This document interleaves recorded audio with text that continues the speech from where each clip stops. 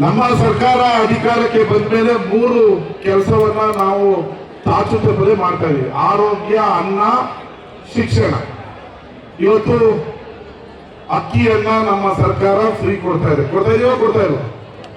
ಮತ್ತೆ ನಿಮ್ಮ ನಾಲೆಗಳಿಗೆ 300 ಕೋಟಿ ರೂಪಾಯಿ ತಂದು 50-60 ವರ್ಷದಿಂದ ಆಗದೆ ಇರುವಂತ ನಾಲೆಗಳ ಅಭಿವೃದ್ಧಿಯನ್ನ ಮಾಡ್ತಾ ಇದೀವಿ. ಇವತ್ತು ನೀರಿಲ್ಲದೆ ಕೂಡ ನಿಮ್ಮ ಗದ್ದೆಗಳಿಗೆ ನೀರು ಹರಿತಾ ಇದೆ ಅಂತ ಹೇಳಿದ್ರೆ ನಮ್ಮ ಸರ್ಕಾರದಿಂದ 300 ಕೋಟಿ DK ಶಿವಕುಮಾರ್ ಅವರು, ಸಿದ್ದರಾಮಯ್ಯ ಅವರು ಕೊಟ್ಟಂತ ದುಡ್ಡಿನಲ್ಲಿ ನಿಮ್ಮ ನಾಲೆ ಅಭಿವೃದ್ಧಿ ಆಗ್ತಾ ಇದೆಯಲ್ಲ, ಅದಕ್ಕೆ ನೀರು ಕೊಡ್ತಾ ಇದೀವಿ. ಅನ್ನವನ್ನ ಕೊಡುವಂತ ಪುಣ್ಯದ ಕೆಲಸವನ್ನ ನಮ್ಮ ಸರ್ಕಾರ ಮಾಡ್ತಾ ಇದೆ ಅಂತ ಹೇಳಿದ್ರೆ ತಪ್ಪಾಗಲ್ಲ. ನಾನು ಶಾಸಕನಾಗಿ ಆಯ್ಕೆ ಆದ ನಂತರ ನಿಮಗೆಲ್ಲ ಉಚಿತವಾದ ಅಕ್ಕಿ ಬರ್ತಾ ಇದೆ, 2,000 ರೂಪಾಯಿ ದುಡ್ಡು ಬರ್ತಾ ಇದೆ, ಬಸ್ಸಲ್ಲಿ ಫ್ರೀ ಹೋಗ್ತಾ ಇದ್ರಿ, ಕರೆಂಟ್ ಬಿಲ್ ಫ್ರೀ ಆಗಿದೆ.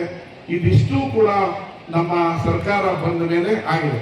ಇವತ್ತು ಆರೋಗ್ಯಕ್ಕೆ ಮನುಷ್ಯ ಅನ್ನ ಉಂಡ ಮೇಲೆ ಆರೋಗ್ಯ ಆಗ್ಬೇಕು, ಇಲ್ಲ ಅಂದ್ರೆ ಆರೋಗ್ಯ ಕೆಡುತ್ತೆ. ಇವತ್ತು 250ಕ್ಕೂ ಹೆಚ್ಚು ಡಾಕ್ಟರ್ ನಮ್ಮ ಆದಿಚುಂಚನಗಿರಿ ಮಠ, ಕೇವಲ ಮಠ ಭಕ್ತಾದಿಗಳಿಗೆ ದೇವರ ದರ್ಶನ ಕೊಡೋದಲ್ಲ, ನಿಮ್ಮ ಸೇವೆಯನ್ನ ಮಾಡ್ತೀವಿ ಅಂತೇಳಿ ಆಗಾಗ ಇಡೀ ಜಿಲ್ಲೆ, ಇಡೀ ರಾಜ್ಯದಲ್ಲಿ ಬಡ ಮಕ್ಕಳಿಗೆ ಉಚಿತವಾದ ಶಿಕ್ಷಣ. ಸ್ವಾಮೀಜಿಯವರು ಅವಾಗ ಒಂದು ಮಾತು ಹೇಳ್ತಾರೆ, ನಿಮಗೆ ಓದ್ಸಕ್ಕಾಗಲ್ಲ ನಿಮ್ಮ ಮಕ್ಕಳನ್ನ ಅಂದ್ರೆ ನಮ್ಮ ಮಠಕ್ಕೆ ತಂದ್ಬಿಡಿ, ಅವನ್ನ ಡಾಕ್ಟರ್ ಇಂಜಿನಿಯರ್ ಮಾಡಿ ನಿಮ್ಮ ಮನೆಗೆ ಕಳಿಸ್ತೀವಿ ಅಂತ. ಇದಕ್ಕಾದ್ರೆ ಚಪ್ಪಳೆ ಹೊಡೆದು ಏನಿಲ್ಲ, ಕೇಳ್ತೀರಾ, ಸುಮ್ಮನೆ ಕೂತ್ಕೊಳ್ತೀರಾ. ಸ್ವಾಮೀಜಿಗೆ ಗೊತ್ತಾಗ್ಬೇಕಲ್ಲ, ಹೌದು ಹೇಳ್ತಾರೆ ಅಲ್ವಾ.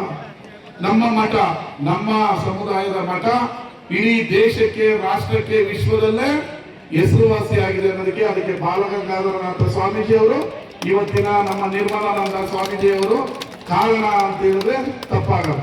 ನಿಮಗೆ ಅನ್ನ ಕೊಡ್ತಾರೆ, ಶಿಕ್ಷಣ ಕೊಡ್ತಾರೆ, ಭಕ್ತಿ ಕೊಡ್ತಾರೆ. ನೋಡಿ, ಇಷ್ಟು ಜನಕ್ಕೆ ಉಚಿತವಾಗಿ ನಾವು ಚಿಕಿತ್ಸೆಯನ್ನ ಕೊಡಬೇಕು ಅಂತೇಳಿ ಅವರ ಸಂಸ್ಥೆಯ ಡಾಕ್ಟರ್ಗಳನ್ನ ಅವರು ಕಳಿಸ್ಕೊಟ್ಟು, ನಿಮಗೆ ಎಲ್ಲಿಂದ ಎಲ್ಲಿವರೆಗೂ ಏನು ಆಪರೇಷನ್ ಇದ್ರು, ಬರೀ ಚಿಕಿತ್ಸೆ ಅಂದ್ರೆ ಮಾತ್ರೆ ಕೊಟ್ಟು ರಕ್ತ ಟೆಸ್ಟ್ ಮಾಡಿ ಕಳಿಸೋ ಶಿಬಿರ ಅಲ್ಲ ಇದು. ನಿಮ್ಗೆ A to Z ಏನೇ ಆಪರೇಷನ್ ಆದ್ರೂ ನಾವಿದೀವಿ, ನಮ್ಮ ಸರ್ಕಾರ ಇದೆ, ನಮ್ಮ ಸ್ವಾಮೀಜಿ ಇದ್ದಾರೆ, ನಿಮ್ಗೆ ಎಲ್ಲ ಫ್ರೀ ಮಾಡ್ಕೊಡ್ತೀವಿ. ಇರೋಂಗಿಲ್ಲ, ಯಾರು ಎದುರಬೇಕಾಗಿಲ್ಲ.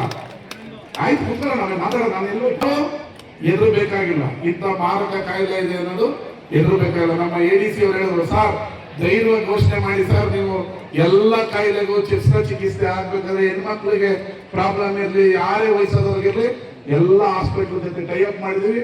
₹1 ಖರ್ಚಿಲ್ಲದಂಗೆ ಅವ್ರಿಗೆ ಚಿಕಿತ್ಸೆ ಕೊಡ್ಸೋಣ, ಆಪರೇಷನ್ ಮಾಡಿ.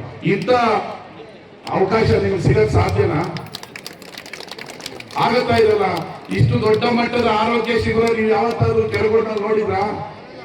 ನಮ್ಮ ಸರ್ಕಾರ, ನಮ್ಮ ಅಧಿಕಾರಿಗಳು, ನಮ್ಮ ಸ್ವಾಮೀಜಿ, ನಮ್ಮ ಮೀರಾ ಮೇಡಮ್ ಇದಕ್ಕೆಲ್ಲ ಕಾರಣ. ನೀವೆಲ್ಲ ಆರೋಗ್ಯವಾಗಿರ್ಬೇಕು, ನಮ್ಮ ಊರಿನಲ್ಲಿ ಬದುಕಬೇಕು, ಪಂಚಲಿಂಗೇಶ್ವರ ದೇವಸ್ಥಾನ ಕಟ್ಟುವಾಗ ಕಣ್ತುಂಬಬೇಕು ಅನ್ನೋದು ನಮ್ಮ ಊರಿನ ಮುಖಂಡರುಗಳೆಲ್ಲರ ಆಸೆ, ಹೌದಲ್ವಾ? ಅದಕ್ಕೆ 10 ಕೋಟಿ ರೂಪಾಯಿ ಬಿಡುಗಡೆ ಮಾಡಿದ್ದೀನಿ.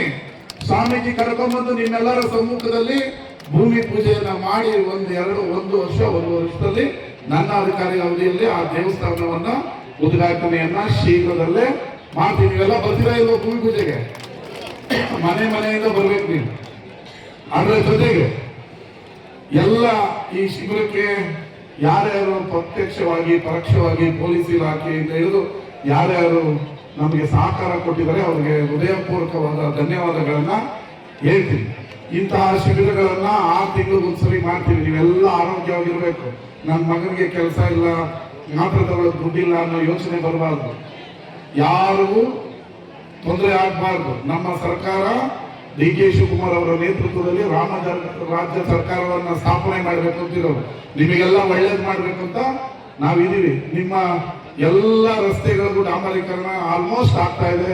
ನಿಮ್ಮ ನಾಲೆಗಳಲ್ಲಿ ಮೊದಲೆಲ್ಲ 3 ದಿನ ನೀವು ರಾತ್ರಿ ನೀರು ಕಟ್ಟಬೇಕಾಯ್ತೀವಿ. ಏನಿಲ್ಲ, ನೀರು ಬಿಟ್ಟು 5 ಅವರ್ಗೆ ನಿಮ್ಮ ಗದ್ದೆಗಳಿಗೆ ನೀರು ಬರೋ ರೀತಿಯ ಕೆಲಸಗಳನ್ನ ನಾವು ಮಾಡ್ತಾ ಇದೀವಿ. ನಿಮ್ಮೆಲ್ಲರಿಗೂ ಒಳ್ಳೇದಾಗ್ಲಿ.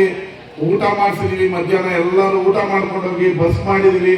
ನೀವೆಲ್ಲ ಬಸ್ಸಲ್ಲಿ ಮನೆ ತಲುಪಿ ಎಲ್ಲರಿಗೂ ಉಚಿತವಾದ ಮಾತ್ರೆ, ಟ್ರೀಟ್ಮೆಂಟ್ ಎಲ್ಲವನ್ನ ಕೊಡಿಸೋ ಜವಾಬ್ದಾರಿಯನ್ನ ನಾವು ಹೊತ್ಕೊಳ್ತೀವಿ ಅಂತ ಹೇಳಿ ನಿಮ್ಮೆಲ್ಲರಿಗೂ ಒಳ್ಳೇದಾಗ್ಲಿ, ಸ್ವಾಮೀಜಿಯವರ ಆಶೀರ್ವಾದ ನಮ್ಗೆ ಇರಲಿ ಅಂತ ಹೇಳಿ, ಅದರ ಜೊತೆಗೆ ಕಿದ್ವಾಯಿ ಸಂಸ್ಥೆ, ಮಂಡ್ಯ ವೈದ್ಯಕೀಯ ವಿಜ್ಞಾನಗಳ ಸಂಸ್ಥೆ, ರಾಜ್ಯದ ಆರೋಗ್ಯ ಮತ್ತು ಕುಟುಂಬ ಇಲಾಖೆ ಸಂಸ್ಥೆ, ಭಾರತೀಯ ರೆಡ್ ಕ್ರಾಸ್ ಸಂಸ್ಥೆ, ಇವರೆಲ್ಲರಿಗೂ ಹೃದಯಪೂರ್ವಕವಾದ ಧನ್ಯವಾದಗಳನ್ನ ಹೇಳಿ, ಈ ಊರಿನ ಮುಖಂಡರಿಗೂ ಕೂಡ ಧನ್ಯವಾದನ ಹೇಳಿ, ನಿಮಗೆ ಕೊನೆಯ ವ್ಯಕ್ತಿಗೂ ಟ್ರೀಟ್ಮೆಂಟ್ ಕೊಡೋವರೆಗೂ ಡಾಕ್ಟರು ನಾವೆಲ್ಲ ಇರ್ತೀವಿ ಅಂತ ಹೇಳಿ ನನ್ನ ಮಾತನ್ನ ಮುಗಿಸ್ತೀನಿ.